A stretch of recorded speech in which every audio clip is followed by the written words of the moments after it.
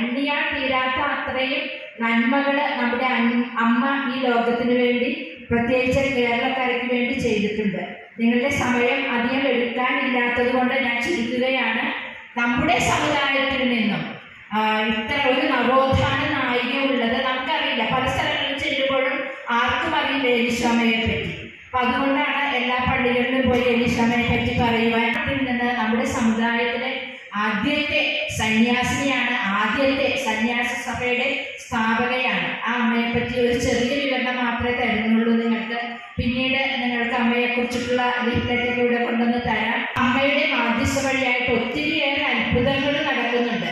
ഞാൻ പൊന്നുരുന്നിയിൽ പഠിപ്പിച്ചുകൊണ്ടിരിക്കുന്ന സമയത്ത് എൻ്റെ ക്ലാസ്സിലെ 10ാം ക്ലാസ്സിലെ സുബിന മാരകമായ രോഗത്താൽ പരീക്ഷ എഴുതുവാൻ പറ്റുകയില്ല എന്ന് ഡോക്ടർമാർ വിധി എഴുതിയതാണ്. മധ്യസ്ഥം വഴിയായിട്ട് ആ കുട്ടിയുടെ അസുഖം മാറി ഇന്ന് കല്യാണം കഴിച്ച് തിരുവനന്തപുരത്ത് അവളെ 2 മക്കളായിട്ട് താമസിക്കുകയാണ്. അങ്ങനെ ഒത്തിരിയേറെ അത്ഭുതങ്ങളും അടയാളങ്ങളും ഏലിശാമ വഴി നടക്കുന്നുണ്ട്. അപ്പോൾ നമുക്കും ഏലിശാമയോട് പ്രാർത്ഥിക്കാം. നമ്മുടെ ഇടവകയ്ക്ക് വേണ്ടിയും നമ്മുടെ കുടുംബത്തിന് വേണ്ടിയും പ്രത്യേകം നമുക്ക് പ്രാർത്ഥിക്കാം. ഈ ഇടവക അനുഗ്രഹം പ്രാപിച്ച ഒരു ഇടവകയാണ്. ജീവിക്കുന്ന ദൈവത്തിൻ്റെ പുത്രനായ യേശുവിൻ്റെ സജീവ സാന്നിധ്യം അനുഭവിച്ചറിയുവാൻ സാധിച്ച ഒരു ഇടവകയാണ്. അതിൽ നമുക്ക് അഭിമാനിക്കാം. ആഗ്നയെ ഞാൻ പഠിപ്പിച്ചിട്ടുള്ളതാണ്. പൊന്നുരുന്നിയിൽ ഞാനവിടെ ഹെഡ് മിസ്ട്രസ് ആയിരിക്കുമ്പോഴാണ് ആഗ്നയുടെ വന്നത്.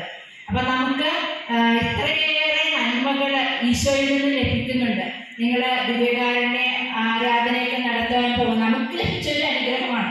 ലോകം മുഴുവനും ഇന്നിപ്പോൾ ഈ ഇടവക അറിയപ്പെടുകയാണ്.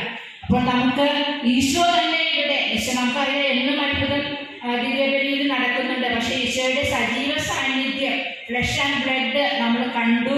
ഒത്തിരിയേറെ പേരെ വിശ്വാസത്തിലേക്ക് വന്നു. അതിന് നമുക്ക് നന്ദി പറയാം. അതോടൊപ്പം തന്നെ ഏലിശാമയോട് നമുക്ക് പ്രാർത്ഥിക്കാം. ഏലിശാമ എത്രയും പെട്ടെന്ന് വിശുദ്ധ പദവിയിലേക്ക് ഉയർത്തപ്പെടുവാൻ നിങ്ങളും നിങ്ങളുടെ കുടുംബത്തിന് പ്രാർത്ഥിക്കണമെന്ന് അപേക്ഷിച്ചുകൊണ്ട് സെബാസ്റ്റ്യൻ അച്ഛന് പ്രത്യേകം ഇങ്ങനെയൊരു അവസരം നിങ്ങളോട് സംസാരിക്കാൻ തന്നതിന് നന്ദി പറഞ്ഞുകൊണ്ട്, തിരക്കിനിടയിലും നിങ്ങൾ എന്നെ ശ്രമിച്ചതിന് നന്ദി പറഞ്ഞുകൊണ്ട് നിർത്തുന്നു. ഏലിശാമയുടെ അനുഗ്രഹം നമുക്കുണ്ടാകട്ടെ. ദിവ്യകാരുണ്യ ഈശോ നമ്മളെ എല്ലാവരെയും അനുഗ്രഹിക്കട്ടെ എന്ന് പ്രാർത്ഥിക്കുകയും ചെയ്യുന്നു.